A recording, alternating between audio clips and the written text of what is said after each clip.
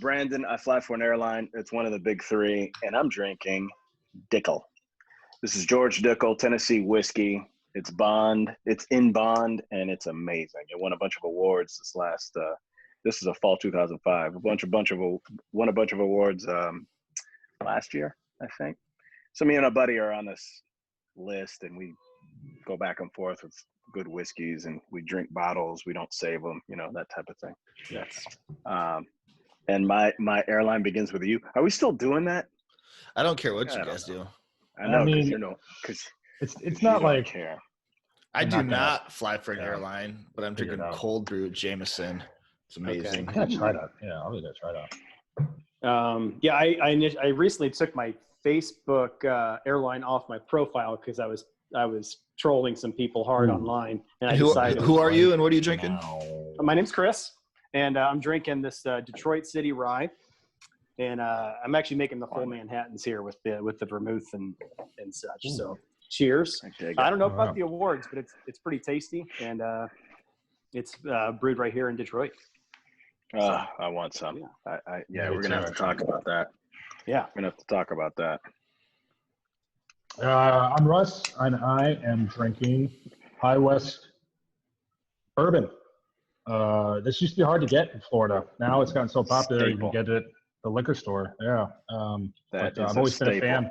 The prices hasn't come down. It's still pretty pricey, but it's my go-to in the house, especially if I've already had a drink and I don't want to break out the really expensive stuff. I'm like, all right, we'll go with High West. Can't go wrong. Yep.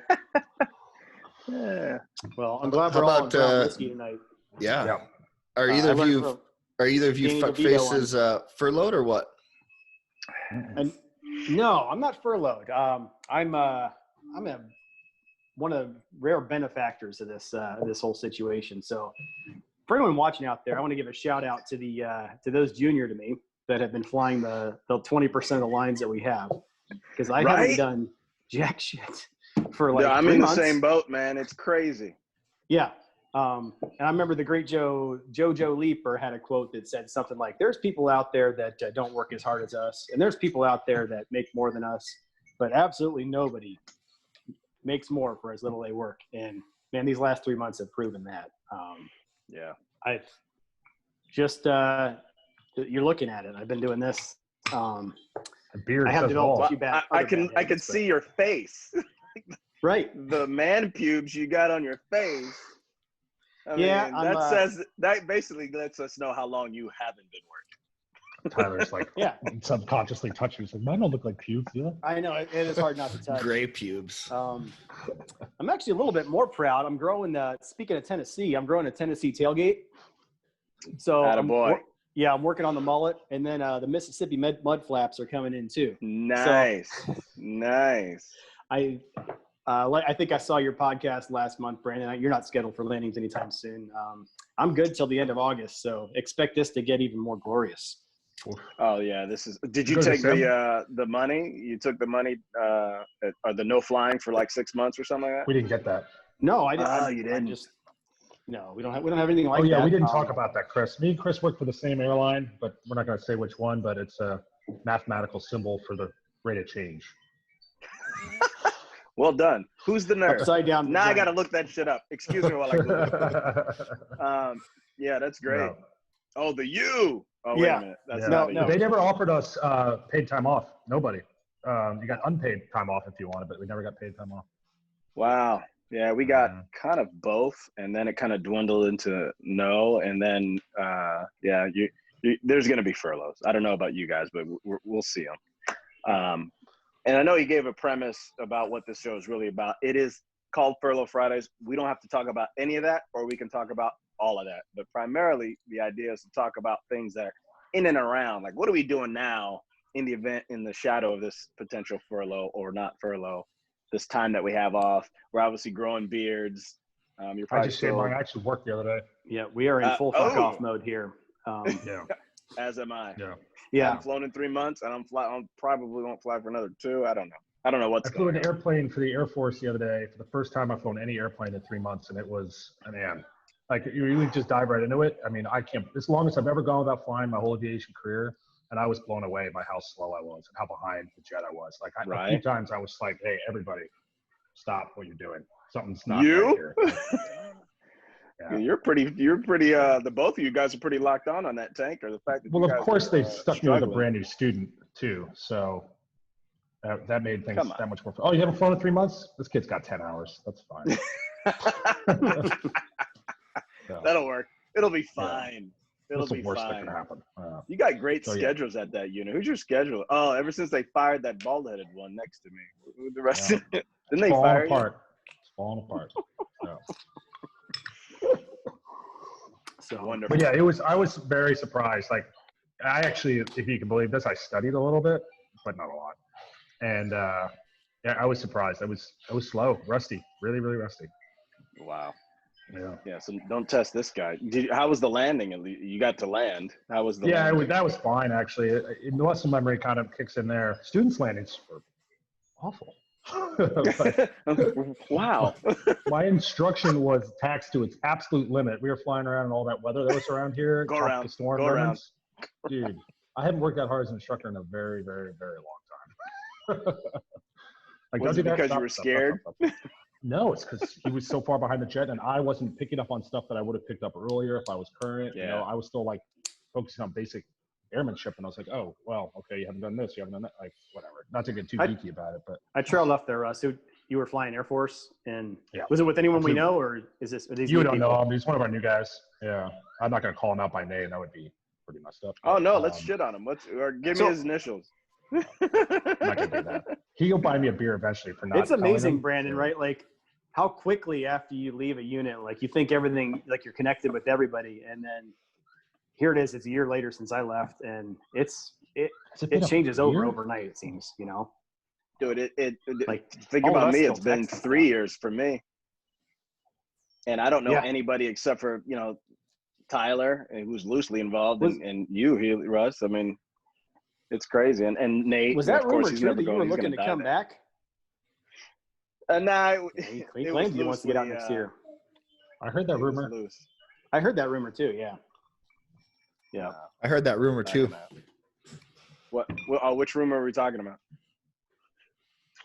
That you were coming back to. I heard that you and JoJo are going to come back and interview. We were going to come back and interview, and just blow it out of the park, and really upset a lot of people. But I said, you know what I said? I said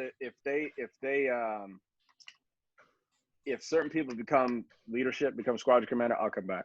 I'll interview. I'll go for the job. I'll go up against everybody else and knock it out of the park. I know how to interview. I think I'll get the job. That would be pretty fun. I know how to answer all you little fuckers' questions.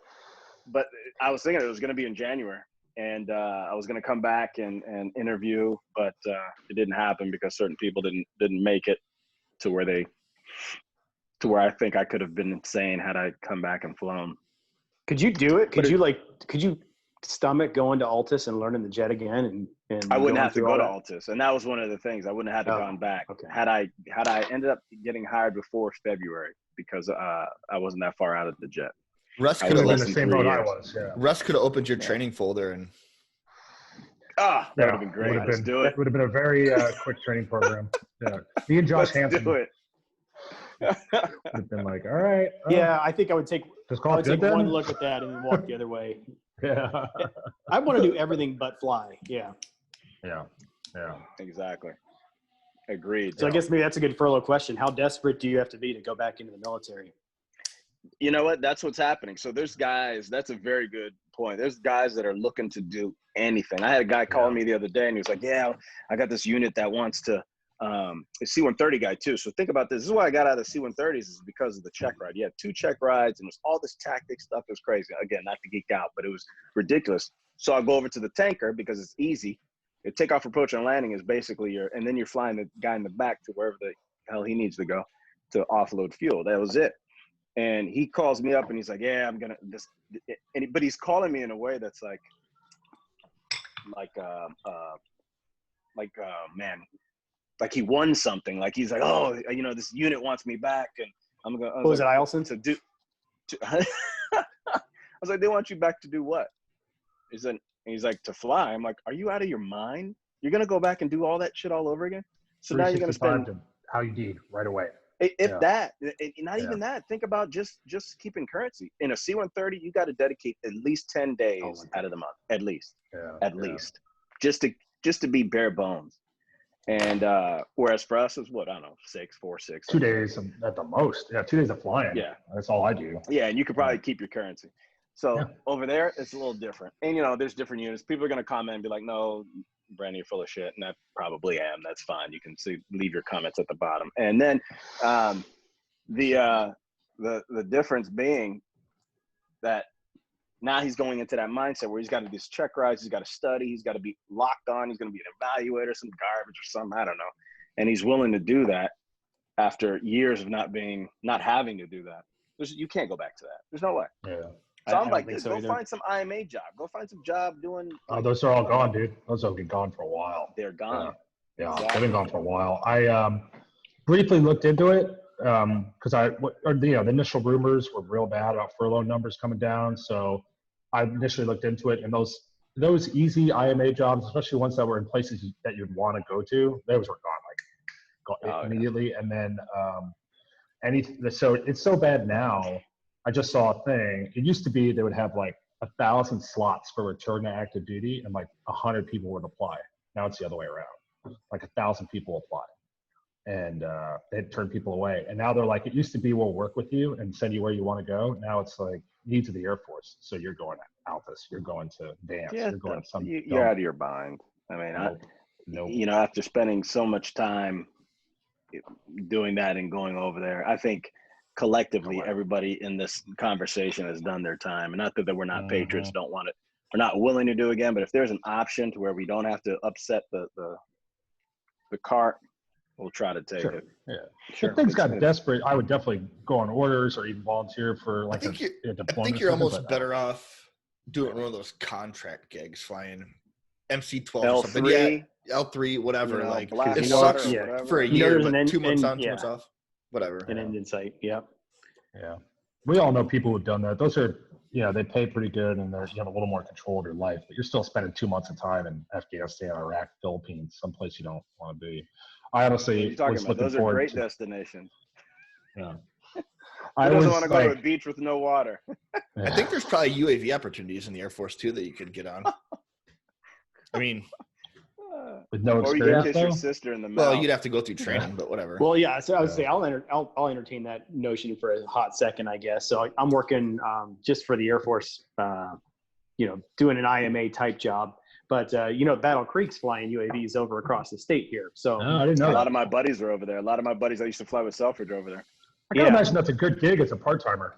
I imagine it is. It's 6 months of training to get into it. So that's still the hurdle. There's got to be some other way around that. But not around it, but there's got to be a way around that. So wait, there's the training basis for that. You're not going to Altus, Oklahoma.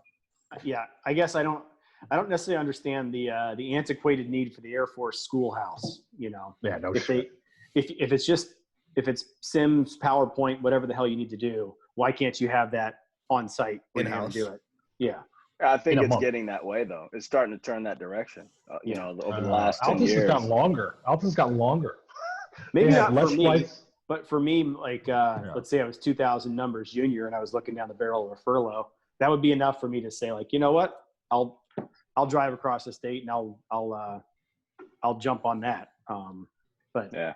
So this is kind of an interesting topic potentially. What is it? Oculus Prime or whatever, VR. I know they're trying to incorporate that into like pilot training, or at least I heard rumors they are. Has anybody done VR for one? I think Russ probably has. It's amazing. Yeah. It's a lot of fun. Yeah. It's a lot of fun. I'd be very interested if anybody is listening to this that's using it as a training tool.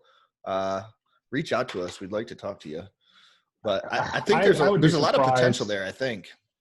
It's the same thing, I think, as like the sim. Like, you can be an expert in the sim and pilot training, or even when you're in your Midwest. But switchology.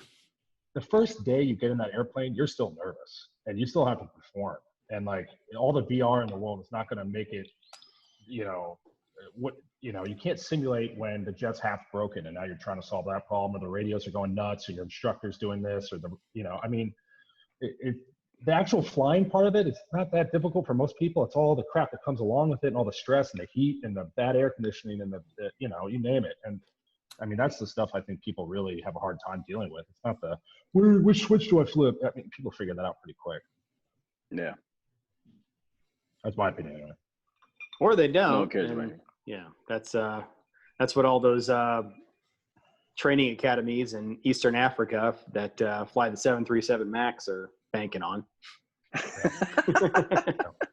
Well, you know what? There's an application on the civilian side too. We had a guy that we used to fly with who may or may not have gotten pushed out to retire. He flew a certain mission with, you guys may know him. This is early on before all three of you actually were in the unit. I think. Flew with that guy, and he got booted out, but he ended up going over to Europe and starting a UAV program over there. So there's implications. That wasn't the guy that flew with him. He was married to some Belgium woman, or sounds hot. Yeah, she was cute. Anyway, somebody over there in the European Union. So he beats feet, goes over there, doesn't even come back for his hearing and FEV. Retirement, forced retirement, FEV. He doesn't even. It was awesome. Oh, I know who you're talking about. Yeah, I know him. Yeah, I know exactly. Talk about a G. I know you guys know him. So, but I think he's doing very well with it. So, I mean, there's a translation on the civilian side, and hell, if right now all the guys and anybody that's listening to this, even though nobody's listening to this, if we're aviators and we got our ticket, we got our card, and we don't have UAV on there by now, or drone pilot by now, during this lull where we're not doing anything else, it's so easy for us to get. There's a problem. We actually, Tyler did an interview with a guy that's doing some AI UAV stuff out here. And he may go into one of those later in one of our later podcasts, but dude, it's stuff. He's using a drone, Tyler, like a commercial grade drone. So big picture, he's crowdsourcing drone imagery. Okay. So Russ, you're the customer. You're like, I'm trying to sell my house and I want 360 aerial footage, blah, blah, blah. That's been around. Yeah. Real estate. Russ will make the request on his platform, and then he'll push it out to all the drone operators. Yep. In the area, they'll just show up. The flight plan's already made. So they just push go. It does it. It lands. They upload the imagery to this platform. It's called Raven Spatial, if anybody wants to go check it out. And then basically Russ, the customer, will then pay into Raven Spatial, and then Raven Spatial will then pay the customer. They're like the platform. I do have a house on the market. This sounds, I mean, look into this. And so look at the implication elsewhere. You start talking about, protecting stuff, or, hunting, mapping out hunting. We were talking about that. I think there's a huge future in delivery once they get the payload up, because I think, Amazon and FedEx, UPS, delivery vehicles will be the next big bump. They're already testing it. They're already doing it. Oh, yeah. You're talking about people who live in the potential that Raven Spatial's platform has too is it doesn't have to be a drone, it can be a cell phone. So I could be like, hey, what does the crowd look like at Blind Goat, bar here in Tampa, Florida, right? Someone at Blind Goat could get that and do a 360 with their phone, upload it, and I'll be pay $5. Well, that place is dead. I'm not going there. Or it's packed. I'm not, you know what I mean? So there's a lot of potential there. Oh, that's genius. Matter of fact, in 10 minutes after this podcast, do that same thing with Russ Healy, and he'll already be there. He'll be able to give you an idea of what the Blind Goat is doing. It's a little far of a drive for me, but yeah, I'll be there in 20 minutes. Oh, well. More importantly, go ahead, Healy. No. I was saying the drone delivery thing. If you talk to, I have a couple friends who have, you're talking about hunting cabins out in the middle of nowhere in Montana or whatever, and they're like, yeah, if I want to get something delivered here, it's 5 times as long as normal Amazon delivery, and it gets delivered to a mailbox that's actually 5 miles from the cabin, and yada yada yada. It would be pretty dope if a drone just showed up off a GPS coordinate. It's like, here you go. Yeah. And then all those badass bush pilots in Alaska have to find new jobs. Yeah, exactly. Exactly. Yeah. Well, that would be their job. So, I mean, we talk about this, and this is one of the things. Our profession is going away. Let's be honest. Like, and it's going to this type of thing. You give it 2-3 generations, people, the young, the last what's the airline generation pilot now? has been born. Yeah. Yeah, I mean, this is it. Like, to give it 2 generations, Yeah. and these kids will have no problem getting on a plane that doesn't have an actual pilot, but has a conductor. Or Unless some guy. my union has something to say about it. Like, not that we'll be if gone my- in one, but I wouldn't put my kids in this profession. You know, this has become we're labor. We're skilled, but we're just labor. You know, and if well, you would. Yeah. If we're talking about them getting into the drone space or getting into the unmanned aviation, so like now that and I think they're very suited. They've been playing video games and all this crap for they grow up with these little controllers in their hands. So that space is, I think, what's being developed, and that's going to be the next level. Yeah, I think more importantly, what are you guys buying? What am I buying right now? Yeah, you got all this time. You got a little discretionary income. I know you do. So what's the impulse buying game looking like? I'll tell you mine. You tell me we yours. can take a step back because and if it has something to do with video games, I'm logging you out right now. We're going back talking about furloughs and whatnot. I was concerned, especially in the beginning, that I legitimately might get furloughed, and then if not furloughed, displaced to a lower paying airplane, and having to commute to.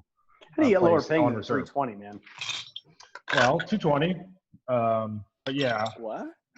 So I didn't get. I'm in the 320 Atlanta now. I got displaced in New York, which is not a big deal. But I left New York for a reason. It's because the commutability went to zero, and I mean zero. I was like top 10% there. And I couldn't get a commutable trip to save my life. I was spending 5-6 nights additional in a hotel or at my folks' house because they live out like an hour from the city. So I was like, I'm spending too much time. I'm working for free. I'm going back to Atlanta, and I can still hold weekends off and do whatever I want for the most part. But now I'm going back to New York, and I'm going to be even more junior. So like, yeah, I'm not losing any money over this. But when we do start flying again, my schedule is going to be awful. So my quality of life is going to take a pretty big hit. Yeah, it's going to take a big hit, which means I'll drop more days for mill leave, or I'll drop days that I'm not required to, trips that I'm not required to, and I'll just work less and make less money just because I don't want to put up with the nonsense and try to do. So what you're saying is, to answer my question, you're not spending on anything that doesn't have to do with your. I've been hoarding money. Yeah, I've been, in the beginning especially, I turned off everything. No extra payments on mortgages, minimums to investments, all that kind of stuff. Shit? What's wrong with you? Oh yeah. Extra payment on mortgages. What are you, David Ramsey? What the fuck is that? Smart. What's really hurting me though is I didn't get into the market at the bottom like everybody else did. Everybody's been dumping money in the market at the bottom, and I was like, I might need this cash, and I can't afford to lose it if I'm wrong on any of these bets. And I have plenty of friends that made big money on Carnival and Hertz and all these other ones, but they're at the absolute bottom. And I was like, I might need this 50 grand cash that I'm just sitting on to live off of if worse comes to worse. So now I think you're smart. That's smart. I think I'm safe from round one, obviously, but I mean, there's a huge second wave of infections and the airlines over panicked. Like I kind of think they already did over panic with their reaction to this. I mean, I would be the first to go in round two. I'm probably like 90-80% overall seniority when all this is said and done right now. I think. I don't know. Callie, you're like 1,000 numbers senior to me. Like you didn't even move, right? No, I didn't move at all. I kind of moved. I got kicked off the 350, which I was supposed to go to training in May, and I was supposed to be in training for the 330 right now, and they pulled that back. So I'm back on the narrow body, Brandon. I noticed there was a lot of body shaming going on in the last podcast. Yeah, I don't appreciate that. Yeah, I'm gonna be a narrow body for a while. Oh, skinny bitch. You twig bitches. Yeah, so I'm back on the little guy for the foreseeable future. Size doesn't matter. It does for pay, baby. Yeah. Pay and quality of life for sure. In all things. True. That is true. Oh, but you know what? Wherever we end up, and that's what I was saying. I got displaced too. Did you get displaced bases or just or equipment? Nah, I went from a triple to a 767. So I mean, I don't know. That's not a huge pay hit, though. Not huge enough to, we talk about these impulse buys. I still bought a. You have to buy domestic fedoras. You can't buy the motorcycle. Italian ones anymore. Yeah, well, yeah, I can't go to Hawaii. I used to take trips specifically go to Hawaii to go to the place where I like to go, and this guy would make a hat for me. I'd go take two trips, go out there. He's already got my measurements. Hey, I got this new color or whatever I want to do, or new style. Yeah, I want that one. I'll be back in a week. And I'll come back and. How many fedoras do you take on a typical airline trip? What do you look? Yeah, okay, you go ahead, Tyler. How many do I take? Well, I only have 3 that are foldable. Do you have a hat box? That was my next question: is how do you pack them? Yeah. Yeah, you can fold them. There's foldable. Oh. You can pop out the top and roll it up. This isn't one of them. This will be destroyed. Well, I guess that leads into it. What do you look for in a good fedora? I can shop for foldability. It depends. Like if I'm not looking to fold it, if it's one that I'm gonna wear, right? It's gonna be sharp. Depends on if it's felt or if it's straw. It depends on the season. I mean, obviously, I got the nice ventilation going on here because it's hot as Hades here in Florida. Yeah. So, dude, it's been ruthless last few days. You gotta let the head, breathe a little bit. Okay. And I don't have good hair, luscious locks like you do, Callie. So I gotta. What kind of? I guess that leads to my next question. Here, What kind of fedora would I need? You. One with a lot that of mug, you can wear anything. You would look great.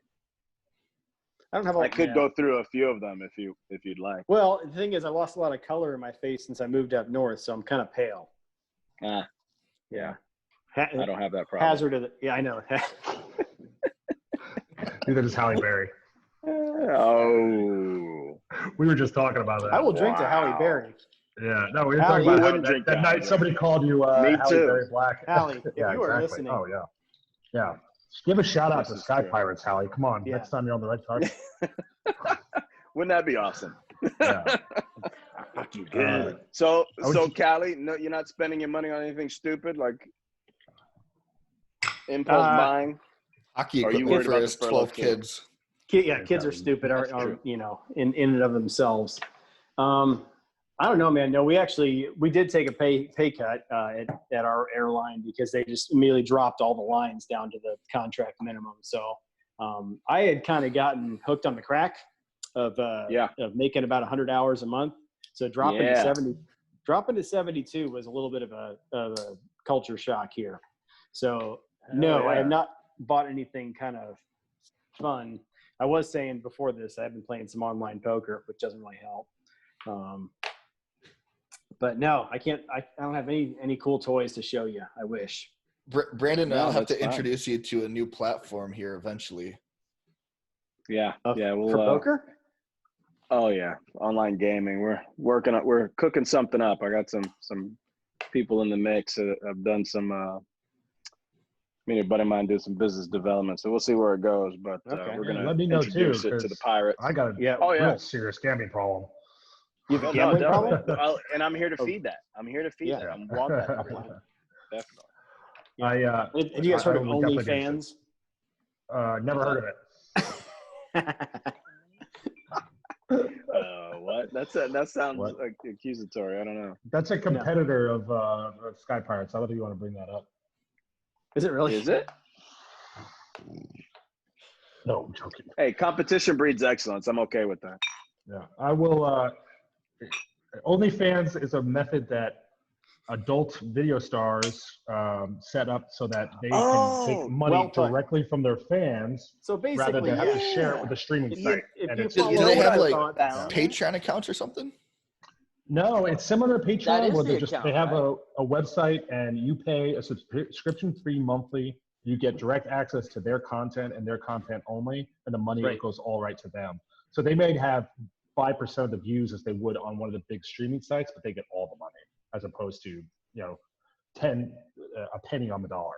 And they pay that is the pay process is that website, right? They're the ones that do a fan base or whatever. They're the ones that that they pay. I believe they pay a Instagram following or TikTok following, and then then they feed into their That's what it was. fans. I was getting these Instagram. That's how I found it. I get these Instagram, these ridiculously, out of my league chick coming, hey, want to be friends? I'm like, I don't know you, but let me see what your page looks like. I don't think I remember. There was that one time in Botswana where I met this beautiful, it would be some random name. Oh, yeah. I couldn't understand the language. So I click on it, and it's like this stunning woman. I'm like, and then it would have the fan base, was it? Or OnlyFans, yeah.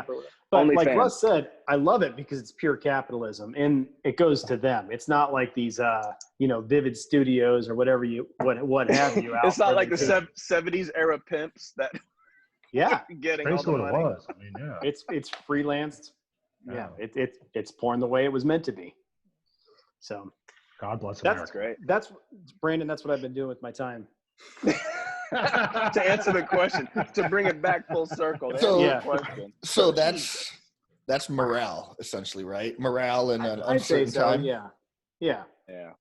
Hey, you got to do something to keep your mind sane, man. I don't know if you guys listened to the last podcast, but it got kind of deep there for a second, which is fine, and I think that's one of the pieces here that because we're not used to it, especially the guys in this conversation right here that are military born, we're born and bred. That's where we got our aviation prowess, and we're used to dealing with things different. All right, not better, not worse than the civilian side. I mean, our civilian brothers, they have a whole different, bag to unwrap, but to unpack. But ours is different, and we deal with things differently. We've had different kind of stressors. So, to Zach's credit, he brought up a very good point that I think gets neglected. And now that I'm out, it doesn't matter. We can start confessing like stuff like how you fill out those surveys and questionnaires after deploying. Do you feel like punching somebody in the fucking face? No, I don't. Are you planning on drinking more than 12 drinks in one sitting? Yeah. Yeah.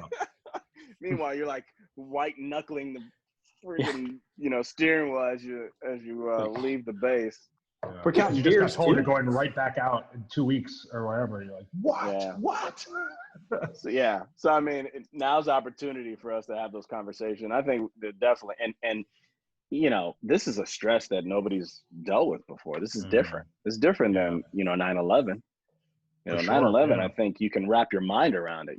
There was something to rally behind. You're like, okay, we're doing this for God and country, but this shit, wow, the whole planet. Well, that's a good point, Brandon, because we're not going to get into this, but no one's really rallying right now. They're cowering, and part of it is the country's divided, and there's not really a cause that's germinating people to take it up. If anything, they're taking sides on everything, and it makes it a lot more difficult to predict the future of our comeback of our industry when people are on both sides of the fence. Like I personally feel, and I've seen all the literature out there that flying is safe. We've got all the precautions in place, but there's a whole lot of apprehension still, and there's a lot of guilt, and I think it's that kind of social pressure is going to keep people from just taking to the skies like they did after 9/11, when they thought, okay, we're not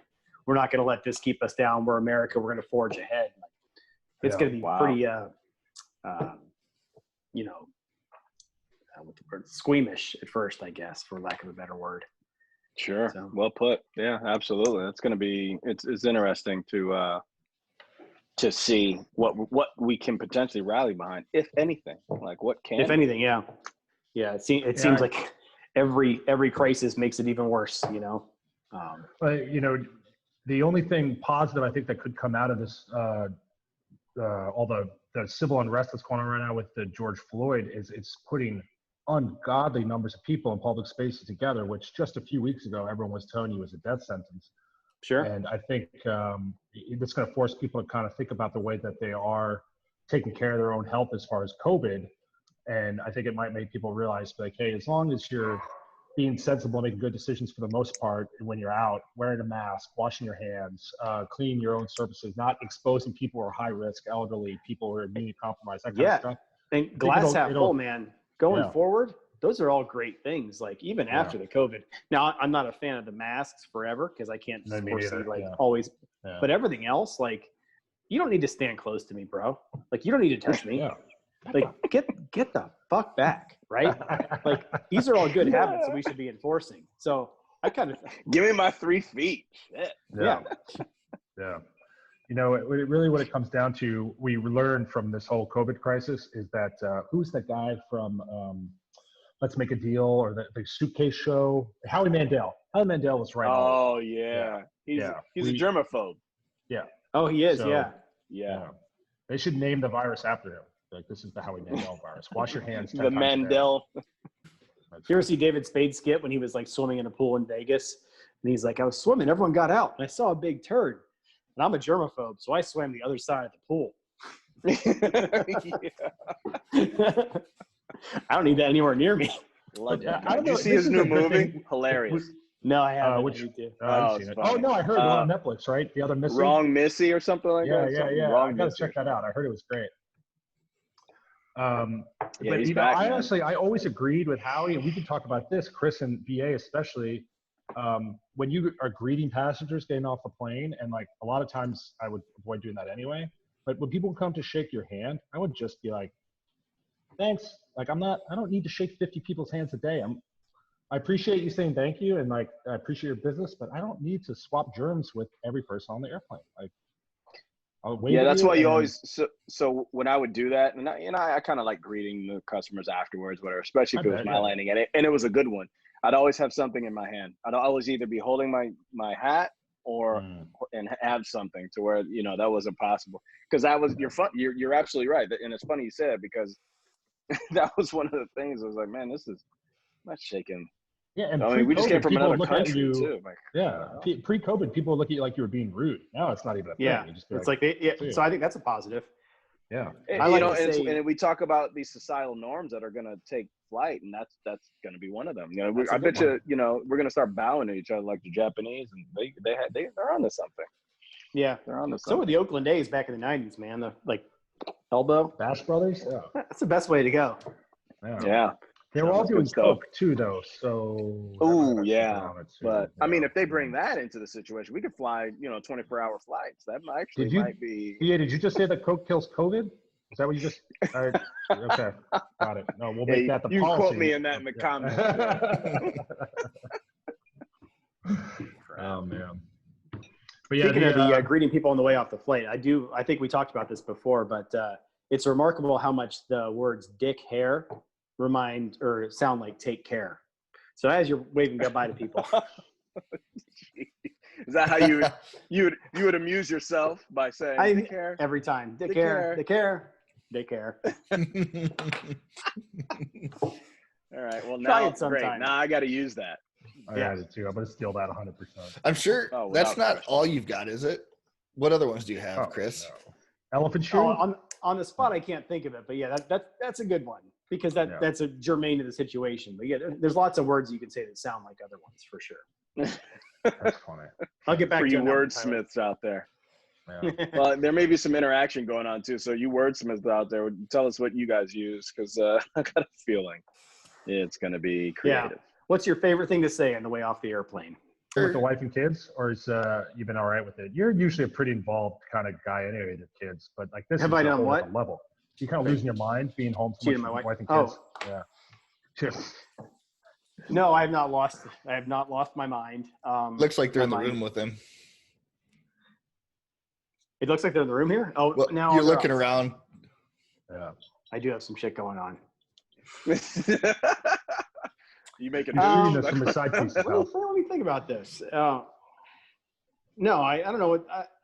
That might be another good write-in topic. It's just what are the extra stressors for someone that's used to being gone 13 days a month to being home all the time. Now me, when we moved up here, we knew that was a given. Like I was going to be home a lot more, but I'm sure there's a lot of angst and a lot of battles for control that didn't exist before. But with everyone being home, either furloughed or just sitting at home doing nothing, with reestablishing who runs what in the household. But to be honest, nothing here. I don't work that much to begin with. Yeah. Well, me and Callie are cut from the same cloth. I think we both kind of got into this gig because we hate working and we love getting paid to do nothing. So That side of it was easy for me, but it was. There went your contract. Yeah, I know, right? Yep. But I mean, I'm not one of these guys who was like, I want to fly every minute of every day and make every cent possible. I literally became an airline pilot because it's like you said, people work harder, get paid more, but you're not gonna find anybody who works less and gets paid more. And I love my free time, and I love not having stress about the what I'm doing money wise, and just having a set amount I know that I'm gonna have to deal with. And if I want to do something on the side, that's fine. But knowing I don't have to, and knowing that it's not a stressor for me. The only thing that was stressful for me the whole time I've been with my wife, we've been married 7 years and dating 2 years prior to that. We've never seen each other this much. Like, even when I was active duty, I was deployed, I was CY, and then this is just what she's used to. And it took an adjustment. We were all right. We weren't at each other's throats, but it was a rough spot for a while there. I'll put that way. Yeah. Do your wives resent you for getting paid to sit home and do nothing? Yeah. Good question. Well, you don't have kids either, do you, Russ? You guys don't have kids.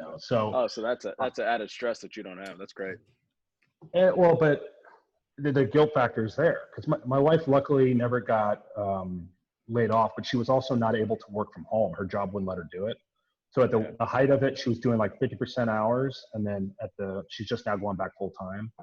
But there was some big guilt factor there. Like I would finish my honeydew list by like 9 a.m. and I would have the whole house cleaned, and like there's nothing else to do. Like I finished all the home projects I had like in the first month. Like my house is like. You don't make her wait a minute. You don't make her come home and then clean too. Like, I know, right? What's and going cook, on over there? do everything. Be like, hey, 4 whiskeys. What's for dinner?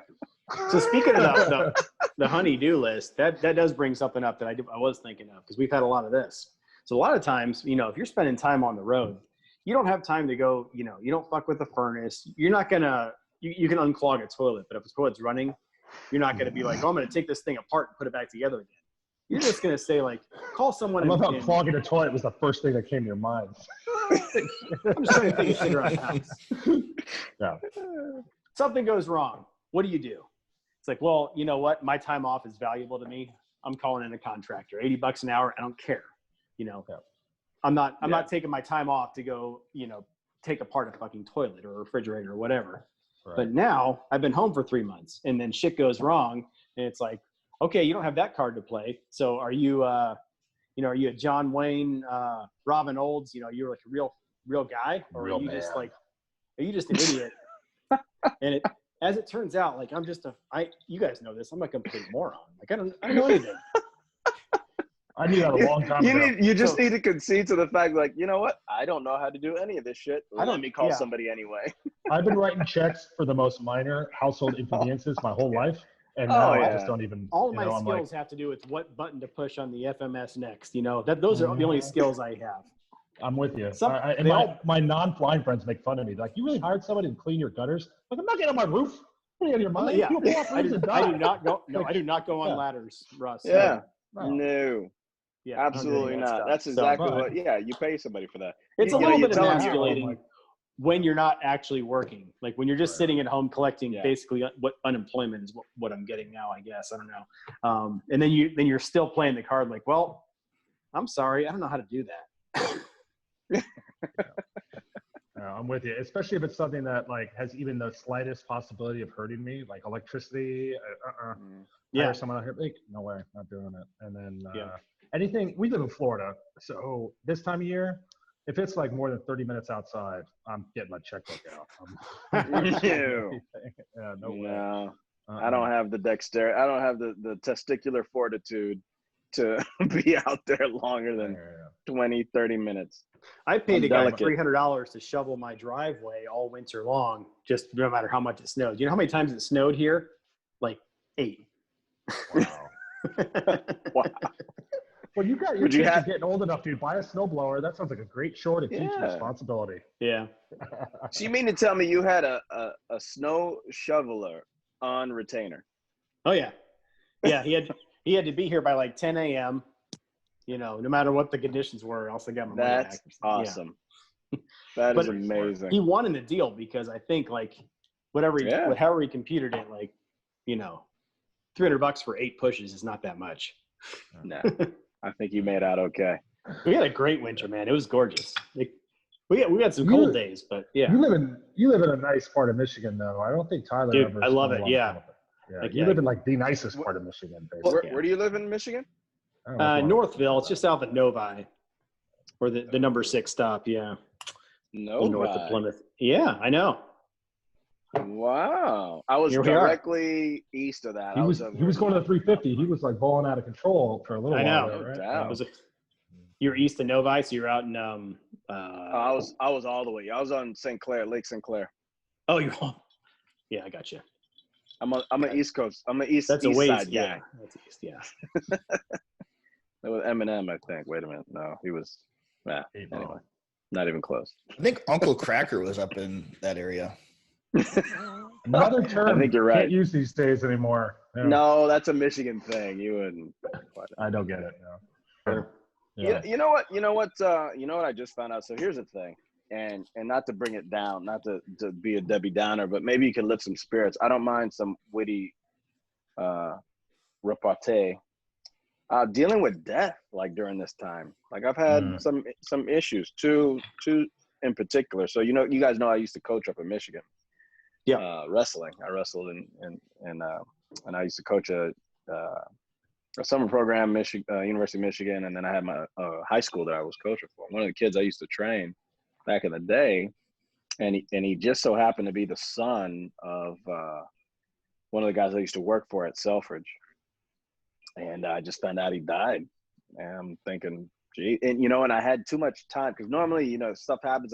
I got to go on a trip. And you kind of compartmentalize, Yeah, you go into that place and you just start thinking about that, and then you come back and you're like, oh yeah, by the way, what happened last week? And you're like, oh yeah, let me give the guy a call, but you're better. I actually had to sit here and like kind of comb through that and think about, the time spent with this kid.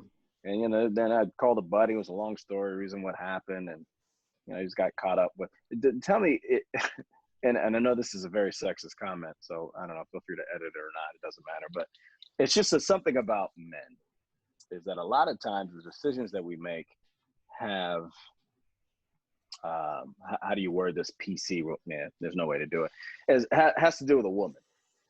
And this case was no difference. He just got wrapped up, I think, in this girlfriend that he had, and wrapped up in the wrong way, maybe. And things happened. Anyway, he's no longer with us. And he just like, damn, this kid was so bright. He was smart. And you kind of wonder if you could have helped him out. You were one of his coaches, and you kind of go through this bevy of emotion and thought process like we do because we're problem solvers. So we're like, man, maybe if I would have done this, if I could have done that, we used to talk. None of that would have worked probably. But, so you're saying this was a self-inflicted thing? Yeah. Okay. It wasn't suicide. It was drug related. Yeah. Drug related, and he just kind of went too far, but it definitely wasn't ruled a suicide. I was gonna say that's not a path you can negotiate yourself out of. Like that's a dark road. It is. Yeah. Yeah, I've been very lucky during this period that I haven't lost somebody close to me, but I've lost people tangential, right? So my cousins have had a really hard time. My cousins lost their grandfather, grandmother, and uncle all within the course of a month. They couldn't go to any of the funerals. And the grandfather was like super close, like raised my cousin, everything. And they're all from the New York area. Couldn't go to the funerals. Couldn't even think about going to them. Like, you not only can you not go to the funeral, they live in Florida now. Like, you can't even fly to the state to come to the wake. Yeah, you can't even fly ceremony. There. So they were watching on a cell phone, the ceremonies. Like, so my heart went out to them. I'm talking to them and being like, what can I do? And they're like, you can't do anything. You can't even come to our house to shake my hand, And that was like, I'm so used to, especially with like family, to be able to be there for them and like have a beer and be able to let them talk it out. Now it's like, I can't even see you. So that's been tough. And I think a lot of people are dealing with situations much worse than that. But like people, that's one of the biggest tragedies of this whole thing. There's a silver lining. There's a valuable gift to that because especially with that, with not being able to, cap off in the traditional way. It really underscores the need that every interaction you have, like even like the four of us today, it might be your last, with your kids, with your parents, with anybody. Like you really don't know. And the fact that you might not have that little ritual to go through to put it in the nice little box and put it away makes it all that more important to make sure you tell people, if they mean something to you, what they mean to you, or or if they're a piece of shit, they're a piece of shit, because you might not get. You should also tell them that too. Yeah. If their head's too big for their body, just they got to know. They got to know. And I think that's kind of how you turn this whole topic into a positive. Is the fact that we all have more time on our hands, even if we're not close, it should give you the opportunity to reach out to people and reconnect. And I think take inventory. A lot of people are doing that. Definitely. Yeah. Yeah. You almost have to. Yeah, absolutely. I am. So you talk about things to keep you occupied, the group texts, those are great. Love talking to you guys. Pretty prolific. Yeah. Yeah. We talked about the Zoom meetings, the video poker, all that stuff. It all really helps. So when when we're all coming and going, we don't have that stuff. So it's been a nice grounding kind of formula. That's true. And going back to what we were talking about. Right. Go ahead. Sorry. Go. No, I didn't mean to interrupt you. Go ahead. Sorry. You didn't interrupt. I wasn't saying. You didn't have anything to say. Go, Russ. I got nothing. So going back to what we were saying about spending extra time with the wife, like there were some rough patches, especially, and usually related to me being bored and just drinking too much. But how many nights a week does she come home and you're already drunk?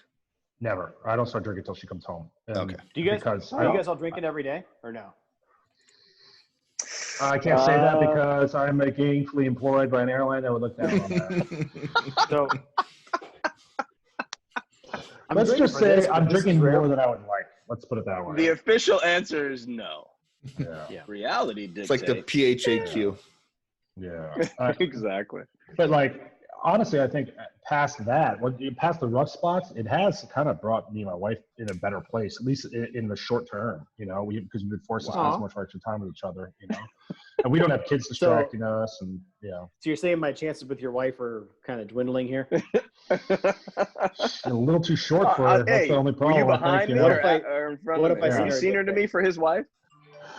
All I can say is your guys' height is an issue. Your BA's okay. Height? Callie. Yeah. I'm sorry. And, we could talk about it now. I didn't want to bring it up, but the cheerleader thing is going to be an issue too. Dude. Yeah. I should you saw a picture of you. You were a cheerleader, Chris? You want to talk about that? Oh, was he? I think it was a flyer too. Or Russ's wife. I don't want to talk about my height. No, we're going to talk about your college game days. Couldn't think of a better way to meet women in college, especially in a school with only 10% women. So dude, it was amazing. It was some so smart much decisions, fun. actually. Yeah, it was like that or saber drill. I'd do it again in a heartbeat. I would do it sooner. I didn't get into it until my junior year. Yeah. If those are your choices, you chose wisely. Yeah. Well, like you, BA, I was a wrestler coming in, so I was used to. That's true. I was used to wrestle. Grabbing and lifting guys, and so when I got the opportunity to do the same thing with girls, I was like, oh, I was born for this. I just didn't know it. So that makes sense. We give you a hard time, but it makes perfect sense to me. Yeah. Which is also why he's got 11 kids or some shit. I don't know how many kids you got. 4, right? Hey, can we talk in a public forum about why you didn't graduate with your class? Nope. No, we cannot. Why not? Really? Were you guys in the same class? No, he was a year ahead of me. Yeah. No, I was 03. Is that the book? This is the book. Oh. Hang on. Dude, I'm going to need a drink for this. Yeah. We do need to talk in a public forum why you didn't graduate with your class. This is a great story. It's probably public record, honestly. I don't know. Oh, it's definitely public record. It is on here. Let's see. I'm the guy in the black jacket. Can you see anything yet? Let me know when you see it. No, it's out of focus. Oh, yeah, kind of. Yeah. You got a stain on your pants. My pants. That's not a stain. It was January in Colorado, Tyler. Give me a break here. That's the editor's fault. That's not your fault. So basically what happened was, trench coats are big at the time, whatever. And on a whim, I decided to pull out my member, make my picture memorable. And, Great. 1, 2, 3, I pulled the coat open and had the schlong hanging out. And it got discovered almost right away, which is, you'd expect that because people are looking for that. However, it was a yearbook and they had very specific cropping restrictions to fit it into the photo. So initially, the raw photo was uploaded. They cropped it appropriately that had the dick in it. And then I got in trouble. Great. In typical Air Force fashion, right? They don't want to make a big thing of it. They don't want to they want as few people to know, try to sweep it under the rug, try to deal with this in-house, whatever.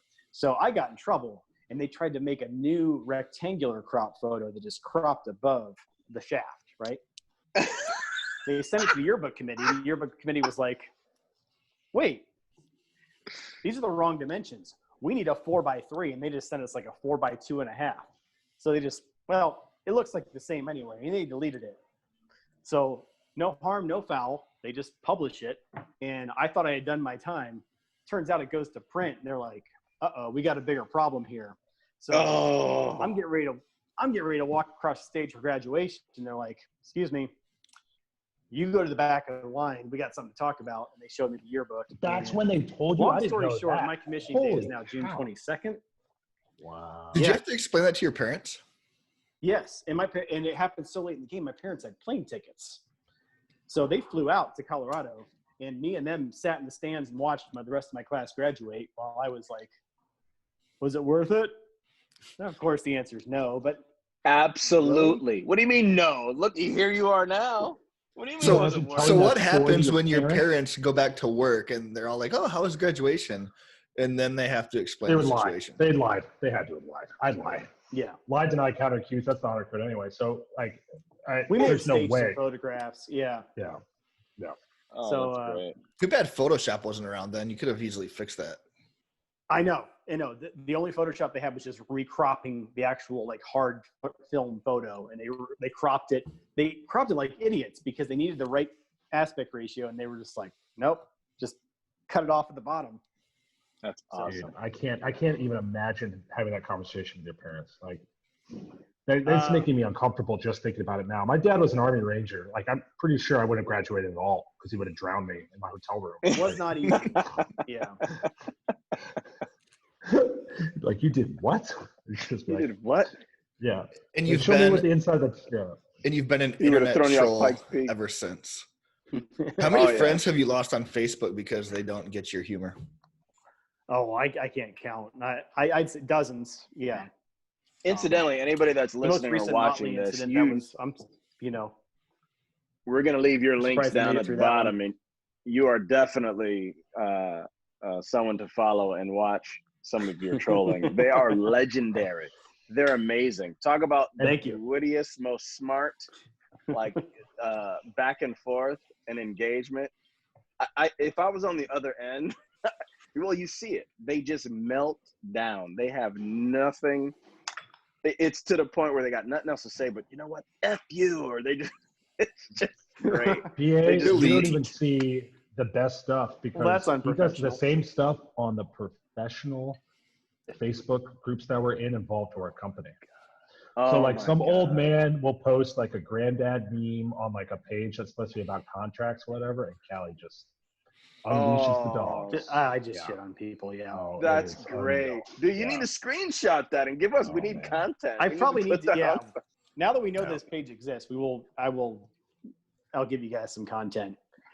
We'll be in touch. I do get sure. probably bi-weekly. I get an email from an administrator that says "Oh, we had to delete your comment," and they're all diplomatic about it. They're like, "We're really sorry. We try to be nonpartisan, or we try to see both sides of it, but ultimately what you said was attacking the person."